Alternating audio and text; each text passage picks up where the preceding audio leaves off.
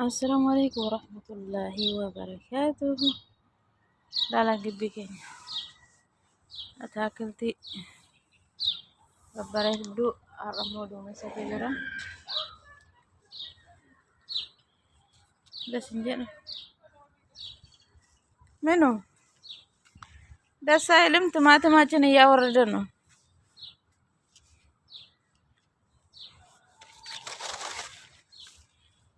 أيهو أنتي زيغا يتمتشلتنا هكذا تماتم بتأم ده سلالة بان لا يالفا مت زراهم كسرول سرولته هكذا سنجلا إن ببريدي لقيتني تماتي من سيبوسا جرتكنو جبي كيني كيسا حرمو دقوشي بوكا منون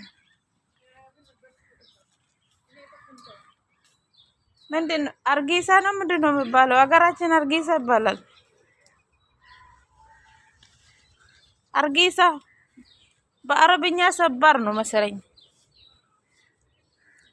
ዘራ ሰራው ብለሽ እንትን ልትይ ነው? አይዋን እኔም የሰራሁት ብዙ አለ። ይኸው አከሲ ነው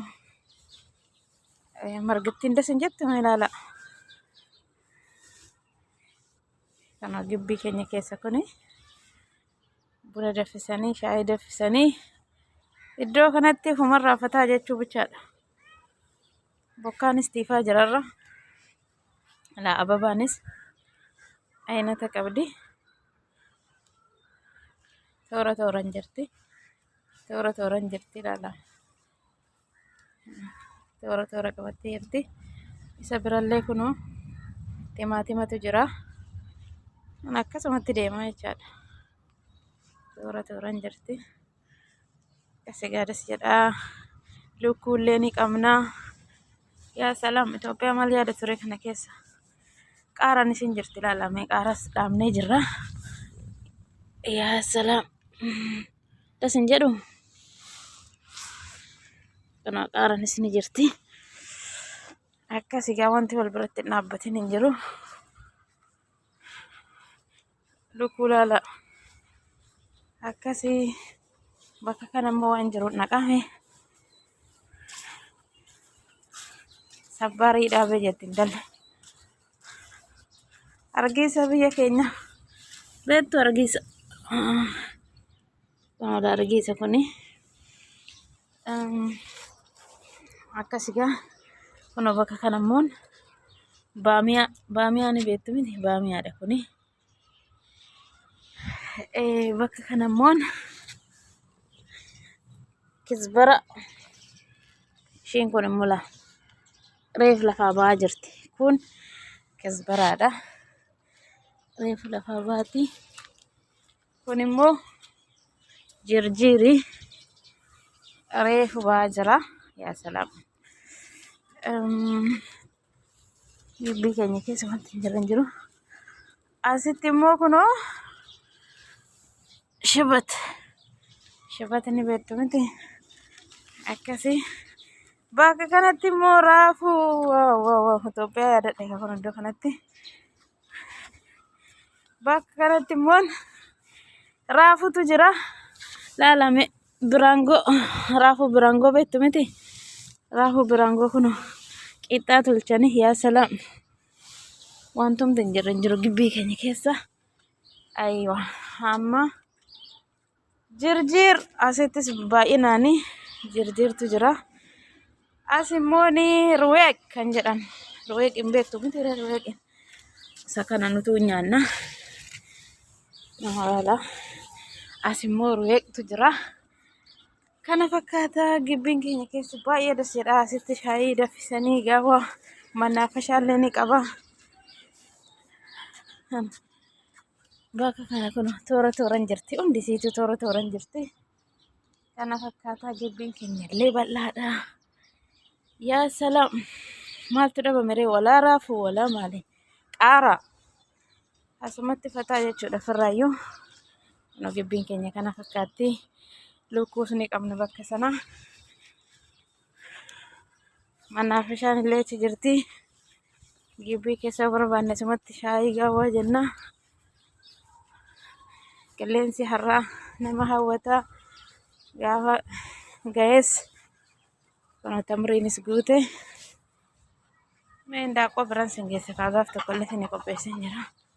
Horsiisa lukkuus ni qabna. Indaaqqoo Itoophiyaa. Yaa salaam. Enqulaalee saasumaa fayyadamna nuti.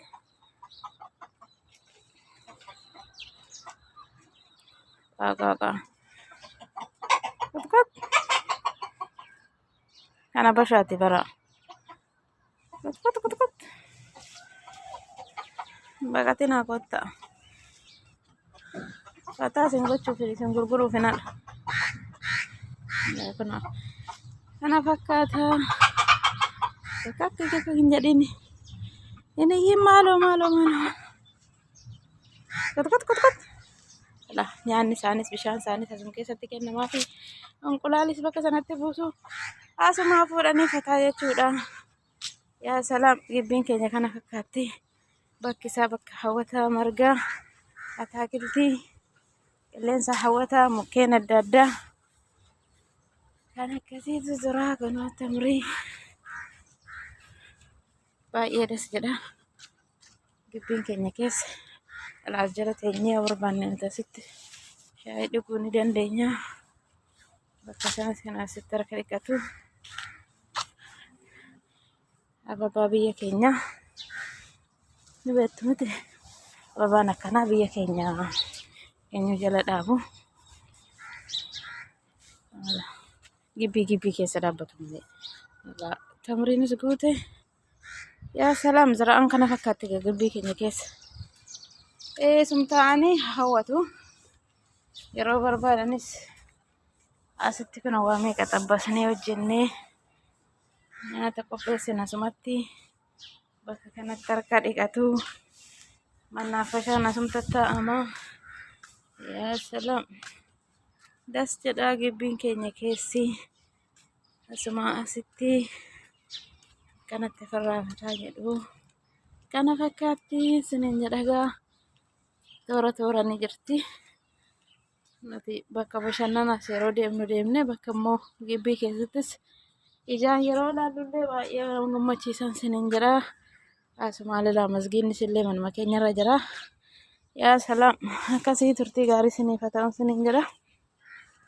Wal jajjabeessaa gaama. Koomentii, laayik, sheer, sabiskiraayib gochuun biyya keenyattis rabbiin akkanumatti haala nuuf haa mijeessuun isiniin jedha. Assalaamu alaikum warahmatullaahi wabarakaatuh.